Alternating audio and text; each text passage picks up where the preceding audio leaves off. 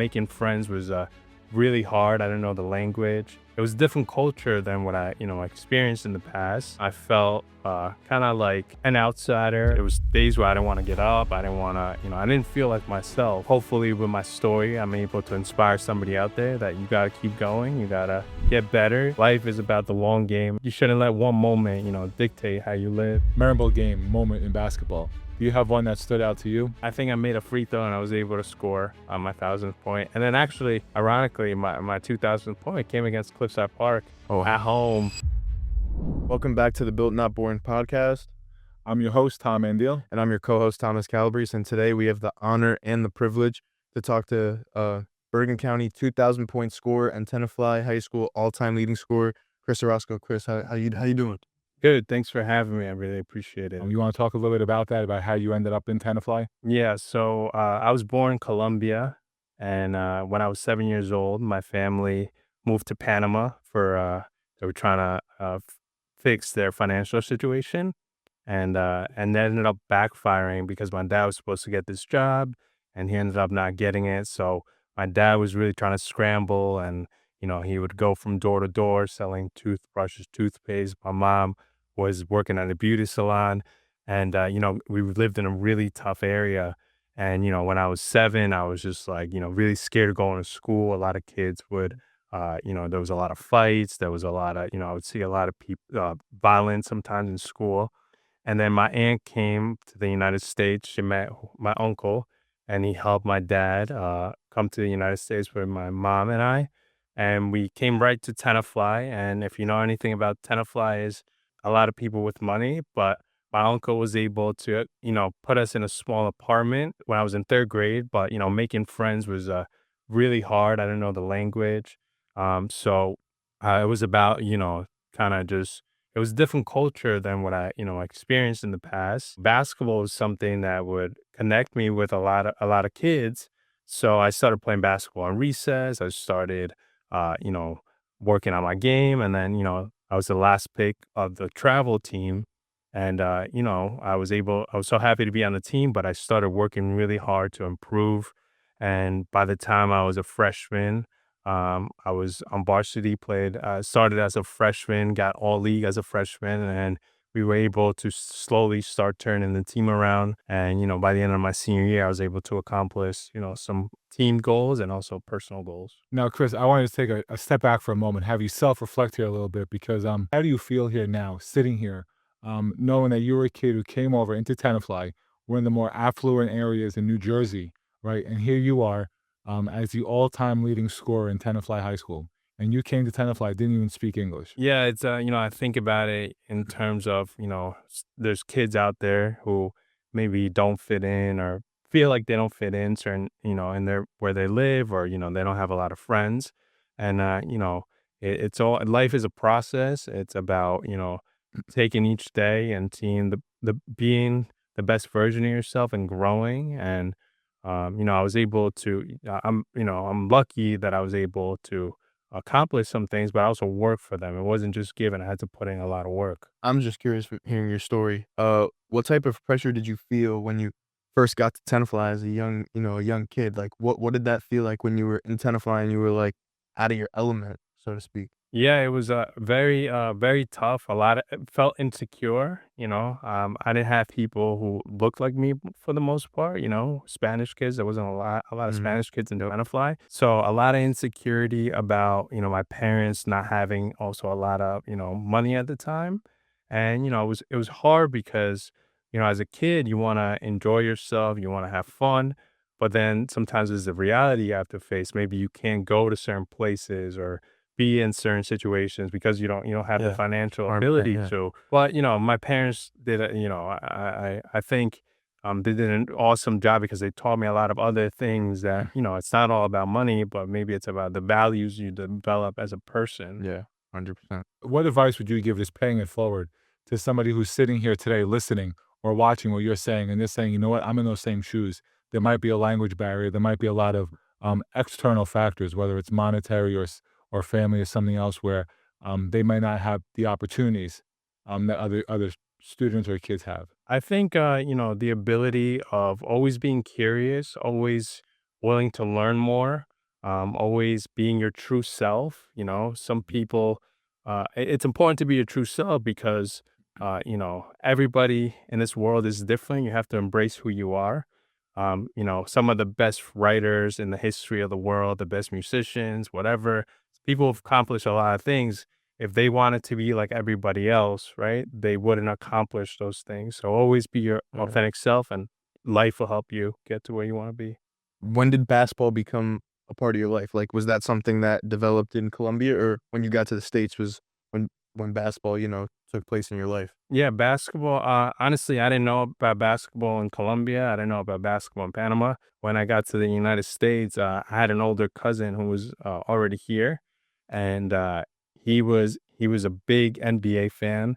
And it was during the time like '03 when like Kobe, Allen Iverson, T Mac were obviously the face of the NBA, and he used to have all these jerseys, all these players.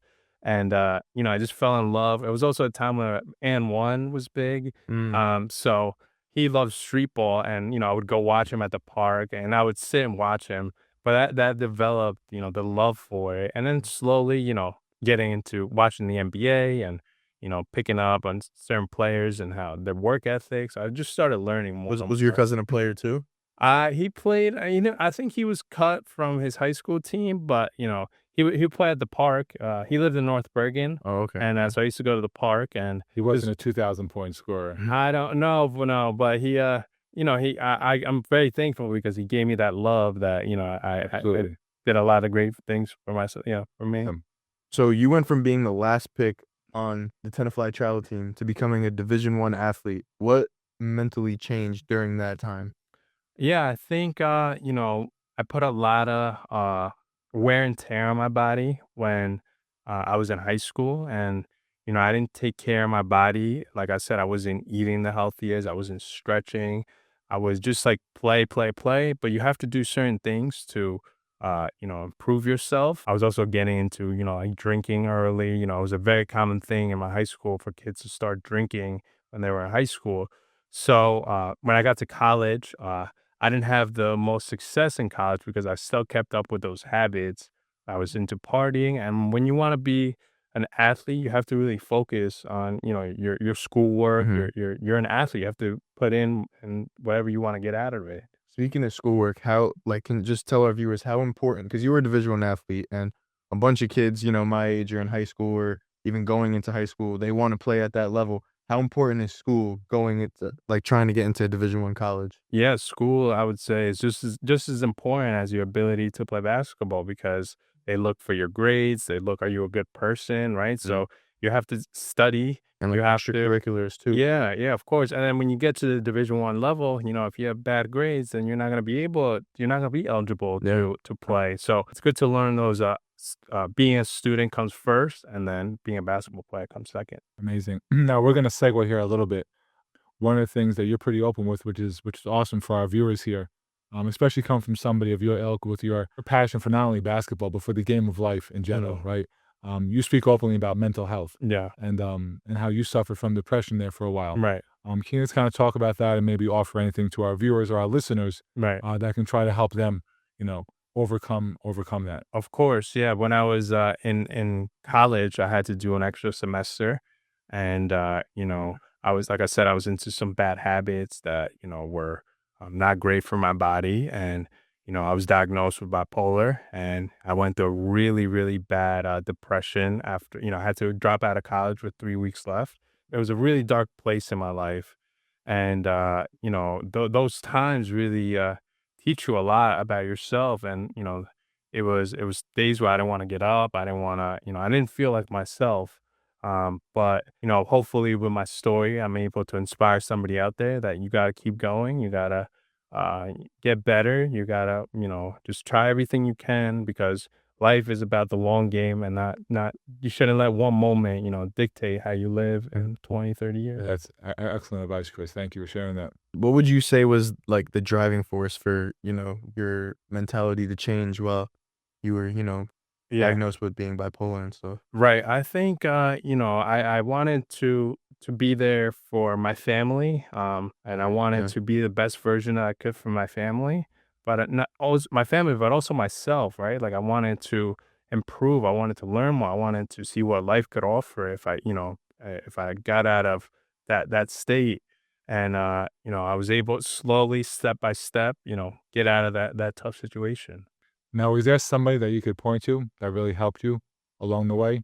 Was there somebody you could lean on, or what was it that really started to help you turn the corner there, so to speak? Yeah, it was a really interesting story. So, I was 10 months into the depression, and I was I remember my mom met this woman at a gas station, and they became friendly, and she came to the house the next day, and she opened the door, and as soon as she opened the door, she was like, "Oh, I feel the presence of, depression."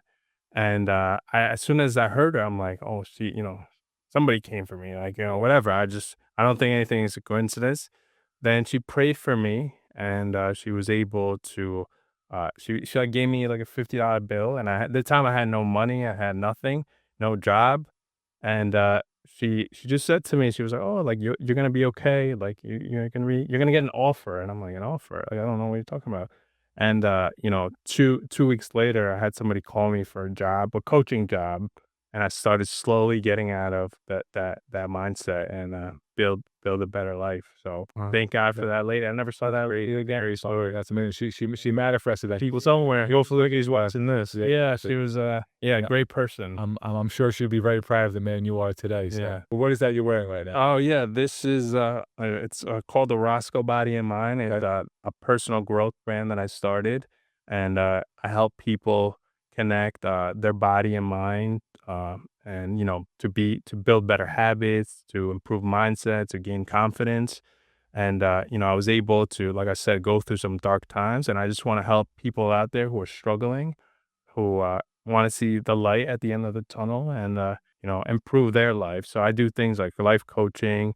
I have my own podcast where I educate people on personal growth and how to work on themselves. And I'm very thankful that I found something that I like and love to do.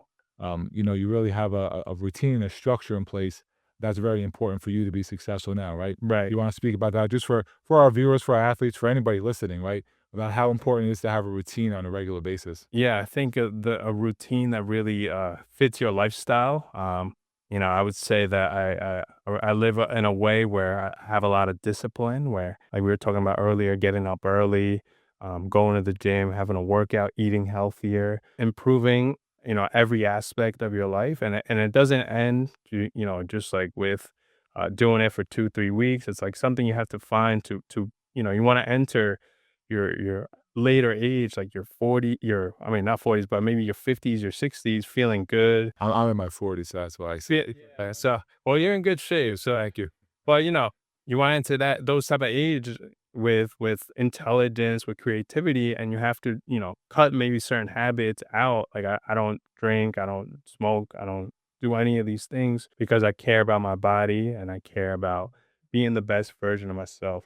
Each and every single day. That's awesome. I'm just curious to know, like, for athletes, what would you say is like the best form of recovery? Now knowing, you know, the body and the mind of Chris Orozco, like, what would you say is the best form of recovery for high school athletes and college athletes? Yeah, I think recovery is not just one aspect. I think it has to do with getting better sleep, getting however many hours you need to sleep. 100%. Icing after games, before games, or not after games, usually, icing where your Mhm. body, where you're sore or Yeah. whatever, you maybe have an ache. Eating healthier, right? Like I said before, getting into the right nutrition, especially early on, because the more you know, and now being in high school, the more chances of developing it throughout your life. Mhm. Also, stretching. Stretching is really important before games, after games, taking the time to stretch to see how your body's feeling. And And you're also a big believer in meditation, correct? yes, I love meditation. I was introduced to it in 2023, Mm. and it's something that I think every human could benefit from. Observing your own thoughts, sitting in silence, and realizing that we all have a beautiful essence about ourselves, and Mhm. it's about Yeah. discovering. So taking the time to do that every morning, and being really grateful, right? That you're alive, gratitude that you're alive, that we have so many privileges in our life, and even whatever situation you're in, you could always find something positive. Yeah. Now, I know the one place I see you often is on social media, on Instagram, and I follow you and I see your workouts and I see you doing. But let's talk about the other side of social media. What advice could you give to our viewers and listeners about the downfalls of social media and how a lot of kids and a lot of viewers just kind of fall into that trap of believing. Get insecure and stuff. Exactly. And you could speak from the high school perspective, I right? mean, yeah, sure. Yeah. Yeah, I think social media. See, it all depends how which point of view we look at it from and use it from. Like, social media could be a great tool, right? But it could also be a disruptive tool. Yeah. So, I try to inspire people to be better, to help them grow on social media. And then there's other people that look at it and they feel insecure. They don't like how they look. They might not. They compare themselves to others and their life, and so it really depends how you're using social media, like anything else, right? So you have to use it in a way where like, you could follow people that you're going to learn from, right? And that you're going to get some wisdom, intelligence from, and learning, like, instead of using it to for not the right reasons. Absolutely. Memorable game, moment in basketball. Do you have one that stood out to you? There was one game, well, we had a rivalry with Riverdale. Okay. And a lot of those kids would, like, I remember they created a Facebook post and would say a lot of, you know, things about me and, our teammates. And They have a bar stool, Riverdale. What is it called in Cliffside? Barstool. A CPHS Barstool. It seems like every school has these bar stools. Yeah, I mean, what's funny? Tenafly probably has like the best Barstool in like the state. Like, yeah, their Barstool is crazy. yeah, so they were saying some things, and I remember going up there, and I was like very pumped for the game. I was excited. It was a really competitive game. I played really well, but they were able to hit a shot at the buzzer to beat us. And then, when they came to Tenafly, I had a really awesome game where I scored like 33 points, and we beat them by like 15, 20. So it was good to get them. Good bounce back. Yeah, good bounce back. Yeah, so that was one of my. I could only imagine how pumped you were for that game. Losing at the buzzer. That's probably the worst way to lose a game. Also, yeah, it was, and it was we were up 2, right? And there was like 5 seconds left. The kid made a couple moves, and he pulled up from like almost half court and made it. Wow, And that's I mean, crazy. the stands were What did you feel right when that ball? Were you like under the basket? You knew it was gonna go in, or I forget the play before that actually took the shot to give us the lead. So with like 5 seconds left, that it happened so fast.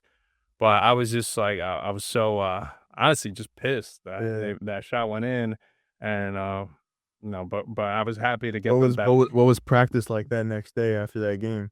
I think everybody, had a long night. I think everybody was, annoyed and, wanted to. Yeah, we were looking forward to practice the next day because there was an opportunity Yeah. to get better. And be ready for them the next time around, right? Exactly. Yeah. Were they in the same league as you? So yeah, obviously, right? Because you got to play them twice. Yeah, they were in Well, the same league. Who's in your league? I think back then it was, I forget the exact. It was a different league. I think it was Yeah, 'cause it Cliffside changes. Park, Fort Lee, Rutherford. What else was it? Englewood, Richfield Park. So, and then it started changing, Yeah. my junior and senior year. What were your favorite games to play? It was Riverdale or Yeah, that was I think that my favorite game to, well, some of my favorite games to play, were like the Jamboree games, were was always fun. I remember my sophomore year, we played Fort Lee, and they had another 2,000 point scorer, Sandy Burgos, and we played up in Fort Lee, and I had a really good game. It was like the start of my sophomore year, and it was fun matching up with him because he was a really good shooter. same grade as you, or He was 2 years older. So when I was a sophomore, he was a senior. Yeah, but he was really good. did he already have 2,000 at that time when you? No, he was close. Yeah, he was close. Yeah. But I think he scored like 2,100. Like, his shot was really. He was shooting 3 like before, Steph. Yeah. He was already getting them up. Yeah. Let me ask you, Chris. When you walk into a high school opposing gym, do you ever look up at the banners and take a look at some of the names on the banners? Of my. Well, not now. I'm saying during your playing career when you were in high school. Yeah, I Was would that your mindset, or were you just completely locked in the second you stepped in the gym? honestly, I would put my music on, and I was just like, I would kind of have this mindset of like, when I arrived at, I love away games, and when I arrived there, it was like, don't talk to me, don't say anything to me. I'm like locked in. As soon as we walk out the bus, I'm like ready to dominate. Let me ask you about that mindset and what you see in today's current athlete, right? And obviously, we can't speak for everybody because there's a lot of exceptions out there. But for the majority of athletes that you come across and that you coach or you help, what's the biggest difference you see from your playing days to today? I think kids nowadays are they just kind of go through the motions. They don't sometimes I don't feel like they really want to they want it. Like, back then it was like, okay, I'm going into this gym and like, we're walking out of here with a win. Like I don't care how we gotta get it, but we're walking out of here with a win. I think some kids now, they get too I guess cute in a way, or like, they're before, like I see a lot of this before the game, they're already like texting a friend or on social media Yeah. or doing things like that. And it's like back then I'm like, I'm locked in. I want to win, so I got to focus. And that's great advice. Again, coming from you heard two different perspectives today from Tom Calabrese, now Chris Orozco, about the mindset and about what it took, the preparation that you were locked in with as soon as you stepped in those gyms.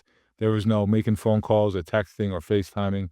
It was you were just focused on your opponent. Yeah. And I think that's a testament to who you are and the way you played, and obviously the success that followed that. Yeah, and I think if you ask any of my teammates back then, like they knew before the games I'm locked in. Early on, I learned that mentality from watching Kobe and how locked in he was, and how he would talk about before games how locked in he was mentally. He knew it was time to go to war, and I took that from him and was able to apply that to my game. Can you talk a little bit about your 1,000 and 2,000 point games? Like give like us and the viewers a perspective of like what you saw and what you felt and how that happened. Like who'd you play against? Things like that. Yeah, and it's funny. I saw one of my last games of my sophomore year, and I think it was my last against West Milford in a state game.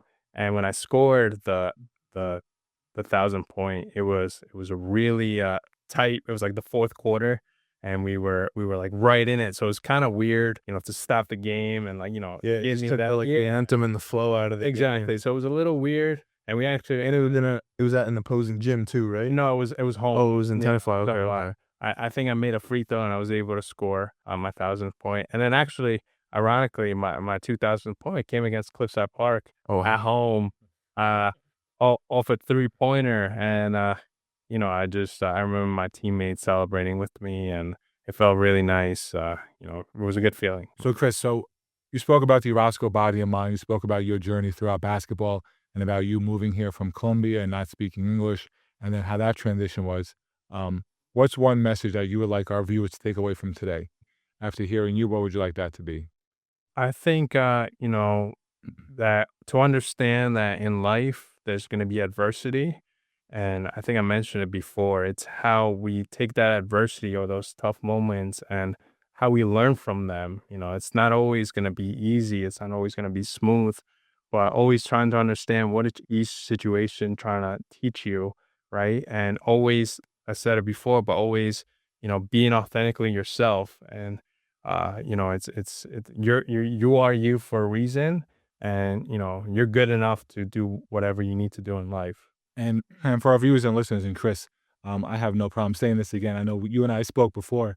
You should be extremely proud of yourself, not only for the adversity and the resiliency you had to face coming over here from Colombia, but then twofold, going into college and battling through depression and bipolar disorder, and then overcoming that, and now starting your own business and getting back into that routine. And now you're waking up at 4:30, 5 o'clock, and you're working out, and you're back in top shape again, and you're flourishing as a business owner and as a mindset coach. And I mean, I think that's just phenomenal. So I think that, when you go home, you should look yourself in the mirror and be so proud of Chris Orozco for the man that you turned out. And there's so many kids out there, whether they're from Tenafly, Bergen County, New Jersey, that have a lot to follow from your lead.